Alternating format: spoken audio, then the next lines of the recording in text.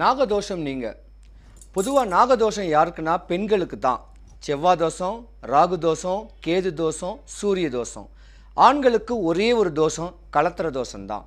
இந்த தோஷம் உடையவங்க அரச மரத்துக்கு கீழே இருக்க வேண்டிய நாகக்கல்லை 11 சுற்று சுற்றிட்டு வெத்தலை, பாக்கு, மஞ்சள், குங்குமம், ஒரு கற்பூரம் ஏற்றி கற்பூரம் அணையிற வரைக்கும் எனக்கு எந்த குறையும் கொடுக்காத, சீக்கிரத்தில் எனக்கு விவாகம் நடக்கணும் அப்படின்னு முறையாக தத்தாத்திரிகள் சொல்லக்கூடிய சிவன், விஷ்ணு, பிரம்மனை வழிபட்டு வந்தீங்கன்னா தடையில்லா திருமணம், கரெக்டான நேரத்தில் முறையான பக்குவத்தில் உங்களுக்கு திருமணம் கைகூடுறதுக்கு வாய்ப்பு இருக்குது.